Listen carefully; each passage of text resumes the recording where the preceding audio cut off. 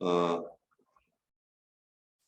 우리가 이제 교회가 옮기는 이 일들로 인해서 다들 기대하며 우리 하나님께서 어떤 일을, 어떠한 새로운 일들을 이루실지 우리가 함께 하나님 앞에 기도하고 있고, 또 한편으로는 혹시 우리가 하나님께서 원하셨던 일들에 대해서 순종하지 못하고 있었던 것은 없는지, 그러함으로 말미암아 하나님께서 지금 우리로 그 일들을 행하라고 하고 있는 것은 없는지, 이런 동시에 이 두 가지를 바라보게 됩니다.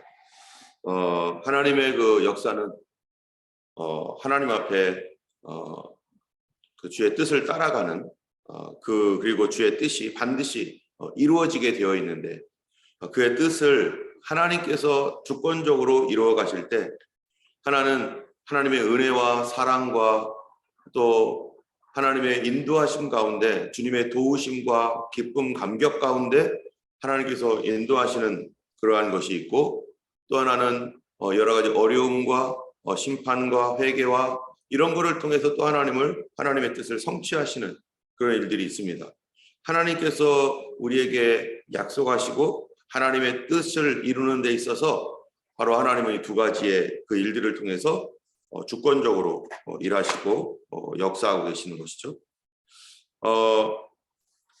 오늘은 이 11장 바벨탑 사건을 통해서 하나님께서 이 사람들의 죄악 가운데 하나님의 뜻을 이루시는 방법, 사람들은 죄를 짓고 하나님을 대적하고 하나님의 뜻을 거역하지만, 하나님은 처음에 사람에게 복 주시고자 하셨던 그 하나님의 뜻, 결국 그것이 인간을 파멸하고 죽이고 멸망시키려고 하는 어떤 그런 것이 아니라 다시 하나님의 뜻을 이루어서 하나님의 뜻이 온전하게 이루어짐으로 더 유익하게 되도록, 사람들의 범죄 속에서도 그걸 유익하게 만드시는 하나님의 역사를 우리가 이 바벨탑 사건을 통해서 오늘 보게 됩니다.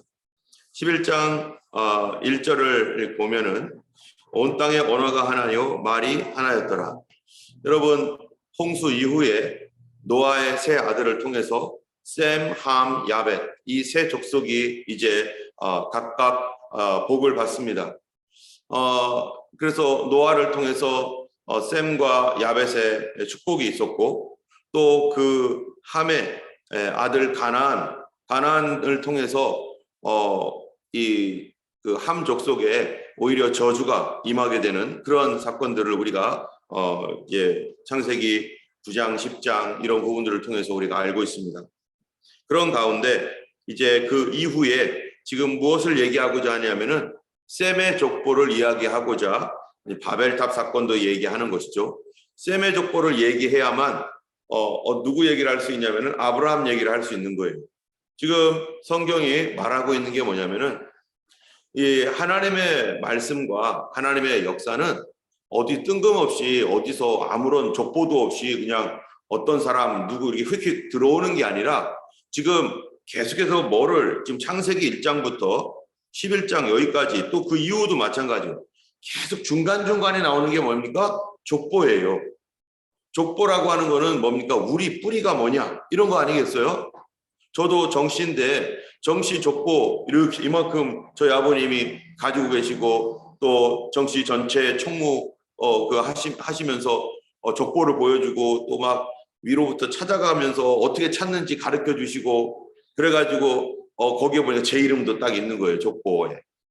그러면은 그거를 보면서 우리는 뭐를 알겠냐면, 우리 정씨는 어떻게 해서 시작되었고, 누가 우리의 형제들이고, 뭐 이런 이제 자기 가문에 대한 어떠한 이 자긍심도 갖게 하고, 그래서 우리는 아마 정식군이겠어요. 김씨, 박씨, 이씨, 오씨, 뭐 최씨, 뭐 지씨, 뭐 서씨 다 여기 있죠. 여기 있는 진씨, 또 누가 있죠? 빠진 성씨 없나요? 하여튼 온갖 성씨들이 다 나름대로 이렇게 족보를 가지고 있고, 그 안에 누가 있냐면은 우리 조상님 중에 이렇게 훌륭한 분이 계셔. 우리 조상님 중에 너무 좋으신 분들이 있어. 그리고 별로 안 좋은 사람들은 얘기 안 하죠. 우리는 안 좋은 사람 얘기 안 하고 다 훌륭한 분들만, 다 얘기하면서 우리의 뿌리는 이런 거야 하면서 자긍심을 갖고 그리고 우리가 이렇게 갔구나. 근데 성경에서도 하나님께서 택한 하나님의 백성들에 대해서 그냥 어디서 뜬금없이 그냥 뿌리도 모르고 근본도 모르는 어떤 사람들이 이렇게 되어서 그냥 막 조합을 해가지고 그러면은 그것이 사실인지 아닌지 어떻게 알아요? 이 성경은 역사적인 사실을 기초로 하고 있기 때문에 그 역사적인 사실의 기초에 가장 기본적인 것이 바로 이 족보란 말이죠. 이 족보를 통해서 이 하나님의 역사가 어떤 허무맹랑한 어떤 픽션, 그냥 꾸며낸 그 소설과 같은 얘기가 아니라 이거는 사실로서의 어떠한 그 역사적인 바탕을 가지고 있는 그러한 것이라는 것을 객관적으로 우리에게 보여주고 있는 것입니다. 어쨌든 이 셈의 족보를 통해서 지금 이제 앞으로 아브라함의 얘기가 나오고 아브라함의 족보를 통해서 누구 얘기가 나가겠어요? 당연히 다윗의 얘기까지 가죠. 그리고 다윗의 족보를 통해서 그 다음에 이어져 가는 것이 끝으로는 어디로 갑니까? 예수 그리스도의 족보로 갑니다. 그래서 하나님께서 우리를 위하여 보내주신 예수 그리스도는 바로 창세기 1장, 3장 16절, 15절, 16절에서 일어났었던 바로 인간이 타락한 뒤에 하나님께서 뭐 한다고 했어요? 너희를 위하여 뱀의 머리를 밟을 여인의 후손을 보내줄 것이다. 그 얘기가 창세기에 있는데 이 창세기로부터 이 신약 성경인 마태복음까지가 기록 연대가 어떻게 됩니까? 창세기는 3,500년 전에 기록되었고 신약 성경은 2,000년 전에 기록되었기 때문에 1,500년 후에 오실 예수 그리스도, 그 당시에 이 성경을 기록했던 모세라든지 또 많은 선지자들, 이런 사람들이 예수님에 대하여 알지도 못하고 예수님의 예자도 모르는 상황입니다. 그러나 다만 뭐가 있는 거예요? 바로 하나님께서 메시아를 보낼 것이다. 그 메시아에 대한 그림자를 지속적으로 계속해서 상징적으로 그림자처럼 보여줍니다. 근데 그들은 누구인지를 몰라요. 그런데 그런 것들을 다 조합하고 막 가다 보니까 결론을 보니까 그분이 예수 그리스도인 거예요. 여러분, 우리가 이게 형사들이 이제 무슨 범죄 현장이나 뭐 이런 것들을 추적할 때 뭐 선입견을 갖고 갖지 않고 추적을 하잖아요. 만약에 저 사람이 범인이야 라고 만약에 결론을 내리고 그거를 추적하면 어떻게 되겠어요? 그 사람이 범인인 것만 찾아다니게 돼 있어요. 범인이 될 만한 단서들만. 그러니까 그 법에 보면 무죄 추정의 원칙이 있습니다. 무죄 추정이라는 거는 아무리 그 사람이 범죄의 개연성, 범죄를 했을 가능성이 아무리 높아도 일단은 무죄 추정, 그 사람이 죄가 없다라, 그 사람이 범죄자가 아닐 수 있다라고 하는 그러한 그 가능성을 가지고서 그 사람이 정말로 아닐 수도 있잖아요. 그 옆에 있었던 사람일 수도 있거든요. 동선이 똑같아가지고 가다 봤는데 맨 마지막엔 그 사람이 아닐 수도 있는 경우도 얼마든지 있기 때문에 모든 사람을 명확한 증거가 없는 한 무죄 추정이에요. 그래서 객관적으로 아무런 선입견 없이 그거를 해야 되기 때문에 이 굉장히 그 수사하는 수사관들이 뭐 골치가 아픈 거죠. 어떻게 하면은 이 중심을 잃어버리지 않을까. 그런데 중심을 잃어버려서 저 사람이 확실해라고 하는 그러한 것들을 가지고 하면은 아주 그렇게 몰아갈 수가 있는 거죠. 그래서 억울한 죽음을 또 억울한 옥살이를 한 사람도 얼마나 많습니까? 마찬가지로 성경에 말하고 있는 이것들은 지금 창세기, 출애굽기에서 말라기까지 이들은 예수님의 예자도 모르고 그 하나님의 아들 메시아가 누구인지 전혀 감을 잡지 못하고 있고 점점점 가면서 계시가 드러나면서 다윗의 후손이다. 여기까지 알게 되는 거죠. 그러나 그 전에는 전혀 알 수 없는 상황에서 그들은 성경을 기록하고 있는 겁니다. 그러다 보니까 이 아담의 족보, 그 다음에 우리가 봤던 셋의 족보, 그리고 노아의 족보, 그리고 지금 여기 나오는 셈의 족보. 아직까지 메시아가 누군지 모르죠, 당연히. 그런 다음에 아브라함의 후손, 아브라함의 족보, 그리고 야곱의 12아들을 통해서 쭉 나타나죠. 그러다 보니까 누구의 족보로 또 가요? 유다의 족보, 그리고 다윗, 그리고 계속 이어지는 다윗 왕가를 통해서 쭉쭉쭉 이어져 나가다가 마태복음하고 누가복음에 보니까 예수님의 족보 그리고 마리아도 같은 유다 족속이니까 그런 그 족보들이 성경을 통해 쭉 가면서 마태복음, 누가복음에서 이제 예수님은 누구이신가라고 하는 거를 기록할 때 예수님이 어디 그냥 아무런 근본도 없이 그냥 어느 날 갑자기 쫙 나타나가지고 기적을 베푸니까 내가 하나님의 메시아다 이랬다는 얘기를 쓰는 게 아니에요. 그냥 어떤 기적이 나타나고 놀라운 능력이 나타났다고 해가지고 그가 메시아냐? 그렇게 믿을 수가 없는 거죠. 왜냐하면은 이 땅에서도 보면은요, 나름대로 뭐가 있어요? 초능력을 발휘하는 사람이 있어요. 어떤 사람들은 우리는 그런 능력이 없는데 이 사람은 정말로 우리보다 훨씬 더 높은 어떠한 그 능력을 자연스럽게 가지고 있는 사람이 있어요. 예를 들자면은 뭡니까? 그게 이제 음악하는 사람들. 우리는 어떤 사람들은 아무리 연습해도 도저히 음악이 안 돼. 그래가지고 도대체 도레미파솔 왜 웃으시죠? 도레미파솔라시도 뭐 이렇게 하면은 엉뚱한 거 누르면서도 맞는지 틀리는지도 몰라. 왜냐하면은 음악적인 재능이 그만큼 부족하기 때문이죠. 이게 내 안에 내장이 되어 있어야 되거든요. 그런데 가끔 가다가 뭐 TV에 나오는 애들 보면은 어떤 애들은 정말로 딱 한 번 듣고 피아노 연습도 안 해본 애들이 그거를 손가락으로 친단 말이에요. 예, 어떻게 그렇게 하느냐 이거 어떻게? 저도 어렸을 때 피아노 한번 해보겠노라고 해가지고요. 저도 이렇게 한번 띵띵띵띵 했는데 너무 어려워. 손가락 이게 내 맘대로 가는 게 아니라 지 맘대로 가더라고요.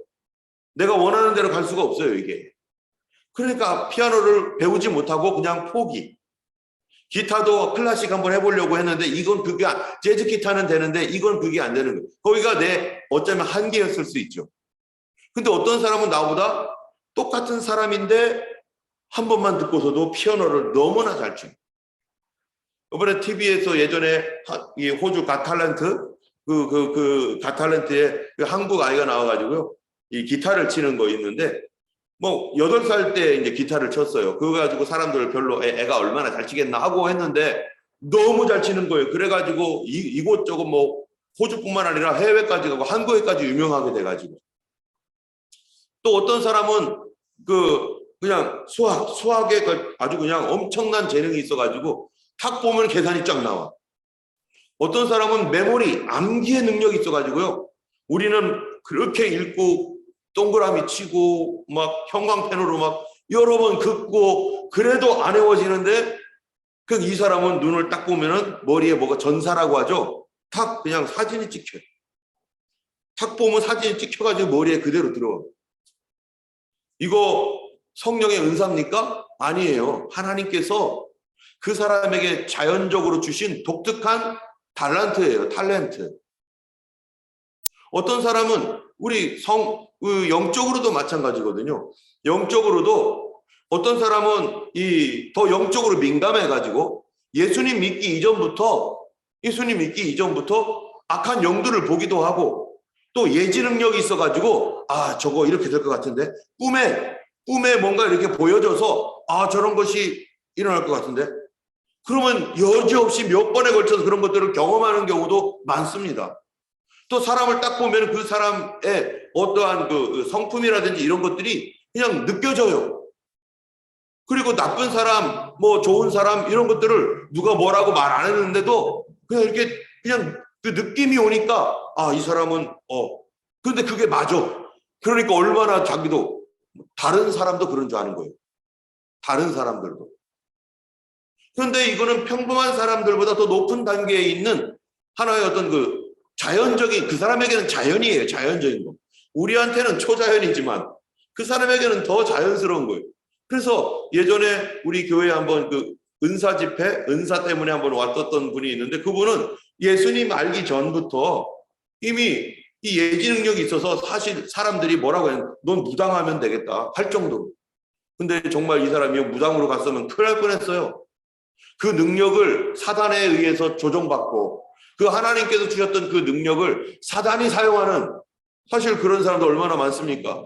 그들이 가지고 있는 재능을 사단이 사용해서 그러한 어떤 영적인 재능을 마귀를 위해서 헌신하고 또 음악적 재능을 정말 아름다운 음악을 만들어야 될 그 천재적인 사람이 그거는 사단을 위해서 이상한 음악 만들어가지고 사람들을 혼돈스럽게 하고 복잡하게 만들고, 미술적 재능이라든지 또는 과학적 재능, 이런 재능들을 하나님을 위해서 사용하는 게 아니라 우리에게는 그럴 능력이 없는데 자기들에게는 그게 자연스러운 거였는데 그거를 악한 영을 위해서 또 자기를 위해서 세상을 위해서만, 하나님을 모르고, 이 영적인 부분에 있어서도 이렇게 하나님께서 어떤 사람에게는 더 큰 그러한 그 지혜와 더 큰 은혜로서 그들에게 초자연적이지 않게, 그들은 우리에게는 초자연적인 것 같은데 이런 사람들이 많습니다. 만약에 예수님이 그런 사람 중에 하나로서 종교적 천재, 또 기적을 일으키는 분이라고 해가지고 사람들이 와, 저분이 기적이 나타났다, 우리한테는 일반적이지 않은 거죠. 와, 저분이 기적을 해야겠다. 이 사람들을 막 고치기도 하고 막 예지 능력이 있어서 막 예언도 하고 막 뭐 이러고 있다. 와, 이분이 메시아다, 이렇게 말할 수 있어요? 절대 그렇게 말 못합니다. 왜요? 하나님의 아들은 뜬금없이 어느 날 그렇게 돼 있는 사람들 여러 많습니다. 많아요, 그런 사람들이 세상에. 그런데 성경은요, 구별하라고, 그가 누구인지 구별하라고 이미 구약 성경에서부터 하나님 예고를 계속 하시는 거예요. 이런 분이 올 것이다, 이런 사람이 있을 것이고, 이런 일을 행할 것이고, 이런 성품일 것이고, 여기서 태어날 것이고, 어떤 결말을 맞을 것이고, 그가 왜 와야 되는지, 이런 거에 대해서 구약 성경에 계속적으로 얘기합니다. 그러면서 하는 얘기가 뭐냐면은 그는 아브라함과 다윗의 후손일 것이고, 누구 중에서 메시아가 나타난다고요? 유대인 중에서요. 이스라엘에 나타난다는 거예요. 한국 사람이 아니에요. 저기 독일이나 뭐 어디 다른 그런 민족 사람이 아니라 하나님이 보내실 그 사람을 우리가 구분을 해야 된다, 알아야 되는데, 그는 다윗과 아브라함과 다윗의 후손에서 나온다. 그 후손이 어디냐? 바로 이 셈의 족보이고, 그 셈은 바로 노아의 자식이었죠. 이런 어떤 하나님께서 이 부분을 미리 족보를 통해서 말씀하셨어요. 그랬을 때 예수님이 기적을 베풀 때마다 그 바리새인들이나 또 사두개인들, 예수님을 안 믿으려고 하는 사람들이 예수님께 자꾸 요구하는 거 있어요. 그 요구가 뭐냐 하면요, 당신께서 우리에게 보여주실 표적이 뭡니까? 여러분, 표적과 기적은 다릅니다. 원더, 미라클이라고 하는 기적, 그리고 사인이라고 하는 표적 다르죠. 여러분, 사인은 기적이 아니어도 괜찮은 거예요. 투수와 포수가 이렇게 공을 던지는 사람과 포수가 있는데 사인 주잖아요. 이거는 뭐예요? 이거 우리 다 아는 거. 우리 학교 다닐 때 그 공 던지고 하면은 이제 이미 우리들 남자들 사이에서는 이제 그런 사인이죠. 이런 거 있잖아요. 이건 뭐예요? 직구. 이거는 커브. 뭐 이런 거 하죠. 그래서 뭐 이렇게 해서 이렇게 하면은 바깥쪽으로, 이렇게 하면은 안쪽으로 직구. 뭐 이런 거 해가지고 서로 사인을, 투수와 포수가 서로 사인을 주고받아서 그걸 공을 던져요. 기적입니까?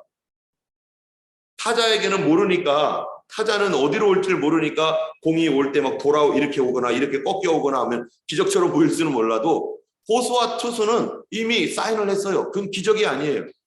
하나님께서 메시아라고 하는 사인, 그 사인이 뭐냐? 이거를 성경에 기록했는데 그 중에 하나가 뭐라고요? 족보입니다. 족보는 고칠 수도 없잖아요. 족보책이 이렇게 많은데 나는 우리 집안 바꿀 거야 해가지고 고치면 어떻게 되겠어요? 그럼 그 밑으로 다 고쳐야 돼요. 고칠 수도 없어요. 하나님께서 빼도 박도 못하게 족보라고 하는 것을 통해서 예수 그리스도는 하나님께서 이 역사 속에서 계속적으로 우리를 위해서 하나님이 준비해 놓으셨던 바로 그분이라는 사실을 보여주는 것입니다. 여러분, 이슬람 보세요. 이슬람의 무하마드 족보 있습니까? 족보 있죠. 근데 무하마드의 이슬람의 그 사람들이 뭐라고 주장하는가? 여러분 수요 성경 공부했던 분들은 아마 좀 배웠을 거예요. 그 족보에 대해서. 족보가 엉터리입니다. 아브라함부터 시작을 해요. 아브라함, 이스마엘. 그런데 아브라함, 이스마엘 시작하지만 그 다음부터 모하메드의 직접적인 조상이라고 확실하게 있는 사람들 이 나오기까지 그 중간은요, 모하메드도 뭐라고 했냐면은 그 이상 나도 모른다. 이 이상을 자꾸 누구랑 그래도 양심적인 거죠. 이 이상의 족보를 자꾸 누구랑 연결시키는 거는 잘못된 거다. 그 사람도 그렇게 얘기를 했어요. 그런데 그 후대의 사람들이 적어도 이 중동 지역에서는 족보가 중요하거든요. 우리도 옛날에 다 족보 중요했죠. 그 족보가 중요한데 그 중간이 없으니까 이걸 막 껴 맞추는 거예요. 모하메드도 모른다고 했는데 자기들이 막 맞춰서. 그래서 엉터리로 맞춰놓은 거죠. 그러니까 거기에 대해서는 할 말이 없는 거예요. 예수 그리스도는 아브라함, 이삭 해가지고 쭉 나가는 족보가 중간에 끊어짐 없이 그대로 이어집니다. 그리고 이슬람의 모하메드는요, 연대도 달라요, 연대도. 그리고 이름도 달라요.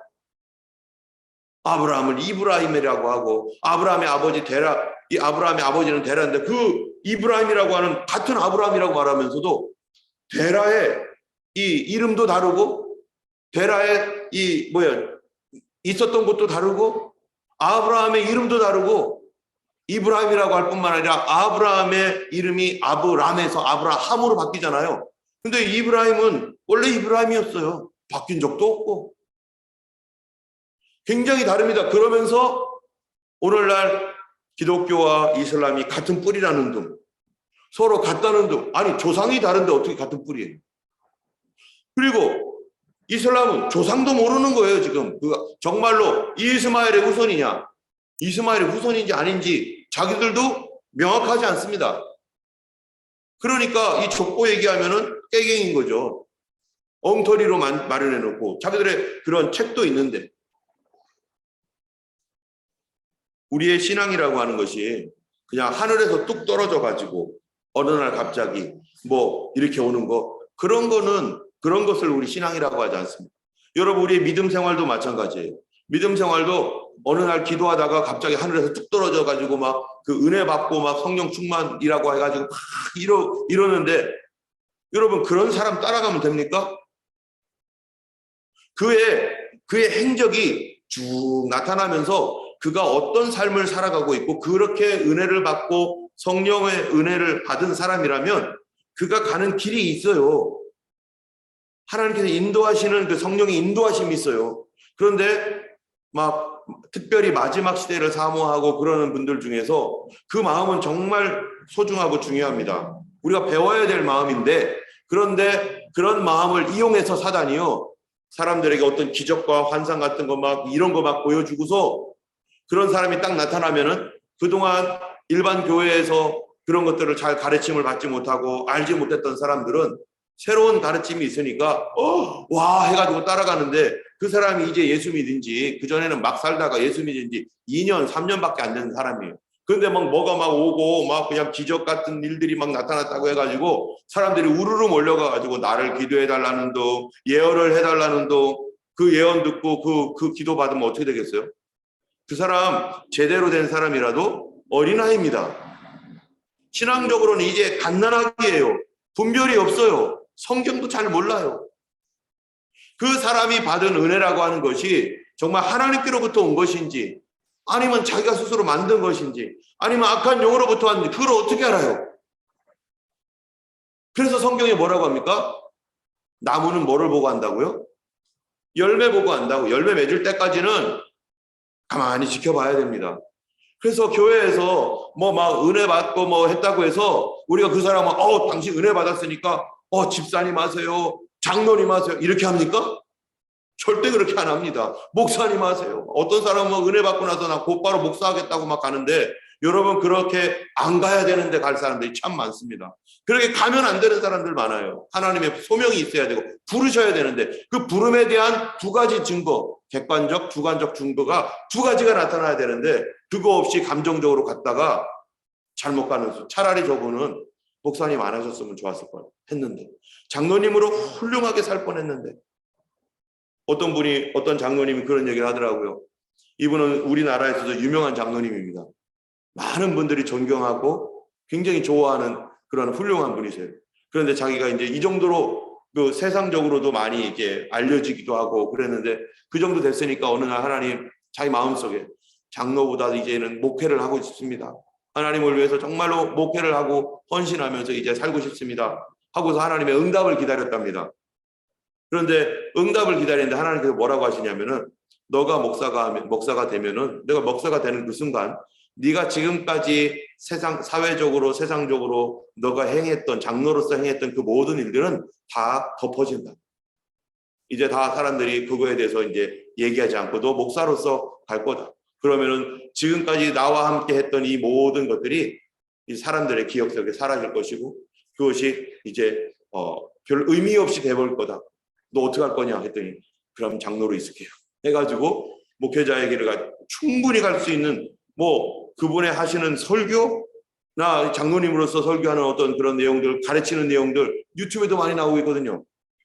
그런데 그분은 하나님은 나를 목회자로 부른 게 아니라 장로로서 사회적으로 존경받으며 많은 사람들을 이렇게 그리스도께로 인도하는 그러한 그러한 사람으로 불렀구나. 교회를 섬기고 목회자를 잘 돕는 그런 사람을 불렀구나. 그거를 알게 되어서 그분은 그냥 장로님으로 남아 계십니다. 그렇게 제가 생각해도 그분이 만약에 목사님이 됐다면은 유명해져 가지고 그 다음에 목사가 되면 벌써 저분이 목사님이네 이제 하고 벌써 그 전에 했던 것이 다 이제 많이 희석될 것 같았었어요. 그런데 그분은 그렇게 하지 않고 장로님으로 지금도 잘 살아가고 있습니다. 우리가 이 믿음 생활하는 믿음이라고 하는 것은 1, 2년에 세워지는 것이 아니고 우리 평생토록 가는 것입니다. 우리의 삶에 있어서도 족보가 있어요. 내 삶에도. 그죠? 내가 몇 년도에 무엇을 했고 뭐를 했고 이런 게 여러분 혹시 기록해 놓으신 분들이 있을 겁니다. 저도 계속 기록을 하고 저도 조그만 책에 공책에다가 이렇게 지난번에 물리물리 갔었던 것도 하나님 물리물리 갔다 오게 하시면 감사드리고 어쩌고저쩌고 이렇게 쓰고, 요번에 교회가 팔린답니다 하나님 그러면서 제가 써놓은 게 있어요. 그리고 하나님 주신 말씀 2가지 말씀이 있어요. 교회 이러한 현 상황에 대해서 하나님께서 주셨던 계시록의 말씀과 또 사도행전의 말씀들, 이런 거를 왜 기록합니까? 그것이 이루어졌을 때 또 잊어지지 아니하고 우리의 신앙이 과연 바르게 가고 있는지를 내가 체크하기 위해서라도 그런 거 다 기록해 나갑니다. 우리의 믿음은 오늘 하루 보고서 올라갔다 내려갔다 하는 믿음이 아니라 장기적으로 보면서 가는 것이죠. 우리의 믿음 생활, 오늘도 우리 교회가 지금 이제 새로운 곳으로 이제 가야 되는 그런 상황들, 지금 때문에 염려, 걱정, 불안 할 필요도 없고, 하나님께서 뭐 하세요? 이 모든 것은 과정이고 우리의 신앙을 성장시키기 위해서 주님이 예비해 놓으신 하나의 길이고, 그럴 때 우리가 잘못 알고서 갈 수 있었어도 오늘 정말 해야 될 거는 못했네. 족보 얘기하다가 한마디로 말하면, 다시 결론으로 말하면 인간들은 안 흩어지려고 애를 썼습니다.